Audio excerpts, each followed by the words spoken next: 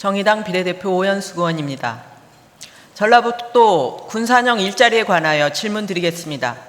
군산형 일자리 사업계획은 중견, 중소기업의 수평 계열화를 통한 전기차 클러스터를 조성하여 도사 간, 원하청 간 상생과 양질의 일자리 창출을 도모하기 위한다는 목적으로 탄생했습니다.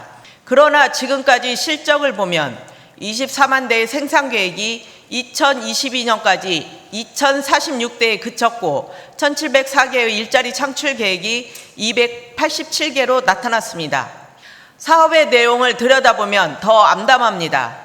군산형 일자리에서 일부 생산이 이루어지고 있는 명신과 에디슨 모터스의 경우 미래형 자동차 산업으로 도약할 수 있는 기술을 활용하여 생산하는 것이 아니라 중국에서 생산한 모델을 조립하고 있는 것이 현실입니다.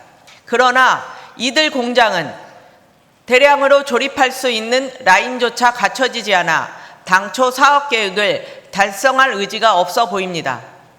에디슨 모터스가 법정 관리 상태에도 할 수 있는 역할이 없었습니다.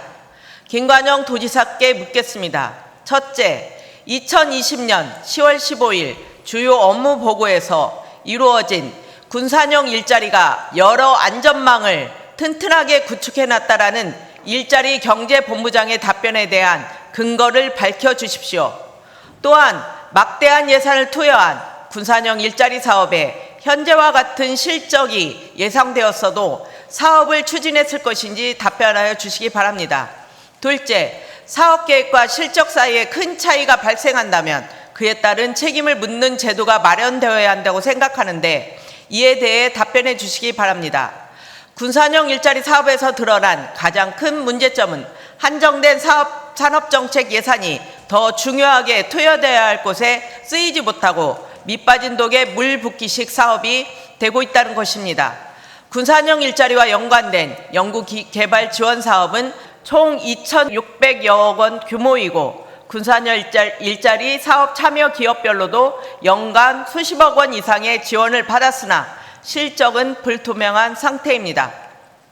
김관영 도지사께 묻겠습니다. 첫째, 명신은 가변 플랫폼 기반 중소형 전기트럭, 버스 및 운영환경 개발 사업으로 예산을 지원받아 2대의 시험용 전기트럭 제작을 보고한 바 있습니다. 그러나 지원 사업 이후에 개발한 자체 모델을 상용화하는 계획은 확인되지 않고 있습니다. 명신이 예산을 지원받아 개발한 전기 트럭의 상용화 계획에 대한 답변을 해주시기 바랍니다.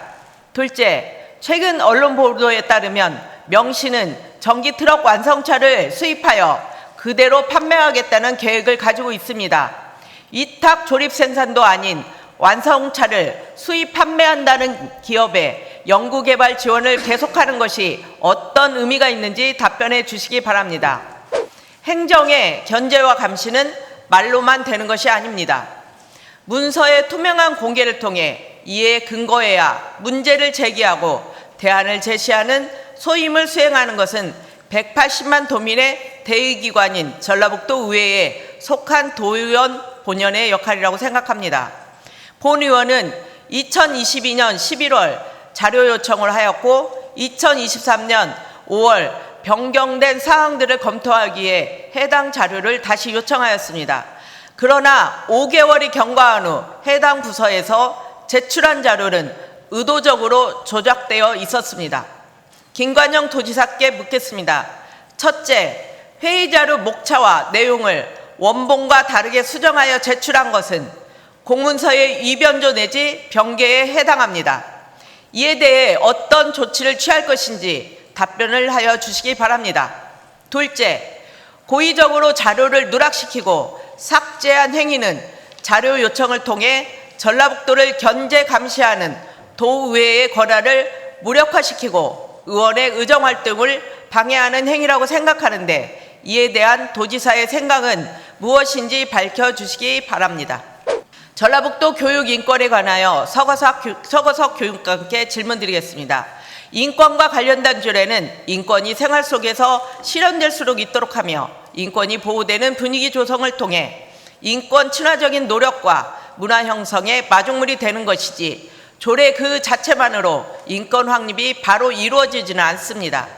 학교 구성원의 인권을 증진한다는 미명 아래 많은 반대 의견이 있었음에도 이를 묵살하고 전라북도 교육청 교육인권 증진 기본조례를 제정함으로써 전라북도 학생인권조례 조문 51개 중 학생인권의 보호와 신장을 위한 조문 13개가 무차별적으로 삭제되었습니다.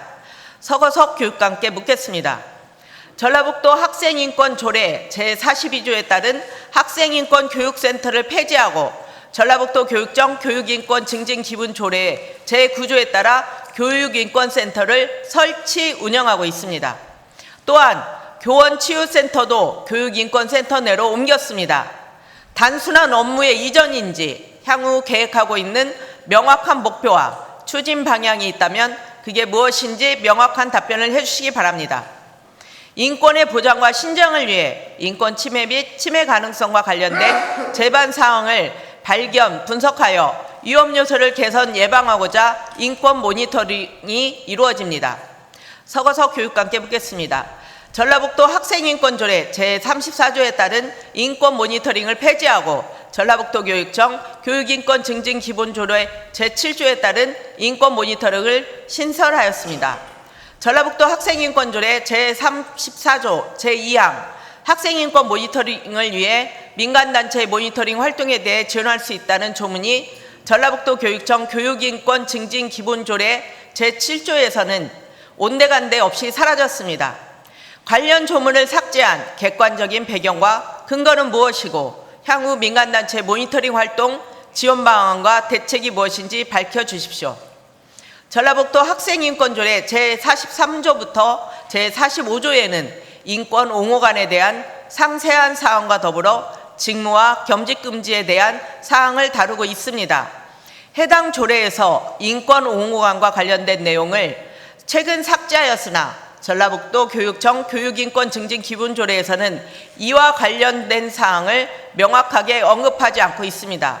삭제된 전라북도 학생인권조례 제44조 겸직금지에서 인권옹호관은 국회의원, 지방의원, 공무원, 교직원을 겸할 수 없으며 전라북도 교육청과 특별한 이해관계가 있는 기업이나 단체의 임원을 겸할 수 없다고 명시하고 있습니다.